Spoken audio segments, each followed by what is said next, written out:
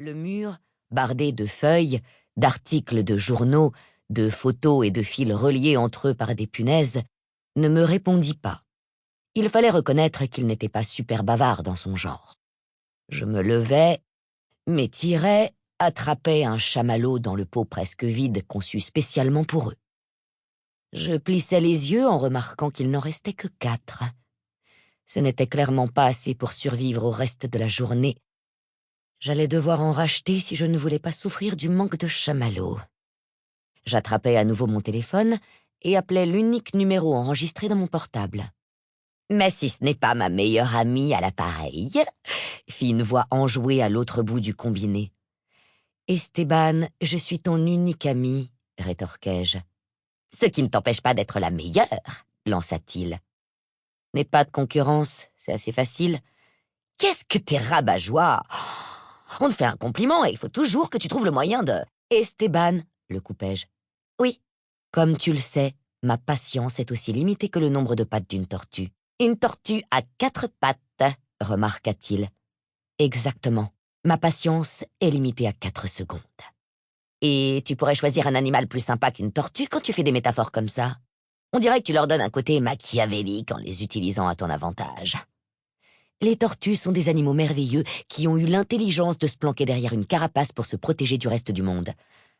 Ouais, c'est clair que vu comme ça, je sais pourquoi tu les aimes bien. J'éloignai le combiné de mon oreille et pris le temps d'inspirer pour calmer tout ce qui bouillonnait en moi.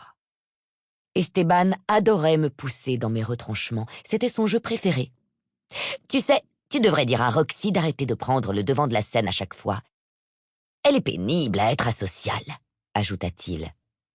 Roxy, comme tu la surnommes, a aussi régulièrement des envies de meurtre. Tu n'as pas envie que je profite de ton anniversaire pour te noyer dans le Pacifique, que je sache. Il se mit à rire. Même mon humour noir n'avait plus d'effet sur Esteban. Il me connaissait par cœur. Et puis appelle Roxy par son vrai nom, numéro 2. Tu sais très bien que les numéros, c'est pas classe. Ça fait militaire, ça fait sérieux, c'est pas fun. Je préfère Roxy. Je grognais, histoire de faire bonne mesure. Esteban était persuadé que j'avais 4 personnalités qui se battaient en duel dans mon crâne en fonction du trait d'humeur que je lui montrais. Si j'étais en mode asocial, c'était forcément numéro 2 qui avait pris la place.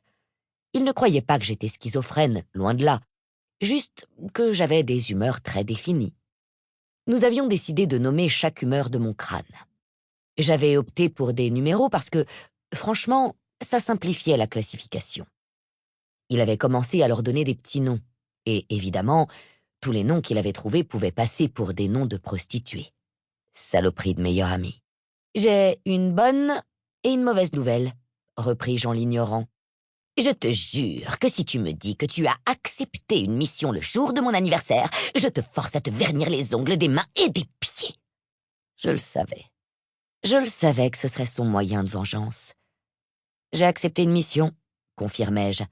Et je prendrai une couleur de vernis rose pailleté, histoire d'être certain que tu m'en veuilles les 300 ans à venir, de la même manière que je t'en voudrais pour les 300 ans à venir. Merde quoi, Archie, c'est mon anniversaire. Tu avais promis. Je me mis à sourire intérieurement devant son envolée de colère. Je jetai quand même un coup d'œil à mes ongles rongés, vierges de tout vernis, Dieu merci. Enfin, pas Dieu. Univers, merci. Quelque chose comme ça. Pourquoi les gens avaient-ils besoin d'invoquer Dieu dans tous leurs jurons? Je pensais quand même que tu serais plus original dans ta vengeance, fis-je remarquer. Je vais te teindre les cheveux en rose aussi. Je fais la sécurité au concert de Shaun Clos, lâchai-je l'air de rien. Un silence me répondit. Un très long silence. Sentant ce qui allait se passer, j'éloignai le combiné de mon oreille et me mis à fouiller dans les placards désespérément vides de ma cuisine. Pas de chamallow, bon sang. Il allait falloir remédier à ce problème, et vite. Numéro 2 pouvait devenir un véritable pitbull sans ses chamallows. Un long hurlement retentit dans le téléphone. Je grimaçais en le gardant bien loin de mes tympans. Je fouillais sous l'évier, des fois que j'ai planqué des bonbons par là. Toujours rien. C'était une situation critique. Pour continuer à écouter ce livre audio gratuitement, cliquez sur le lien dans la description et vous pourrez l'écouter en entier sans frais grâce à l'essai de 30 jours d'Audible.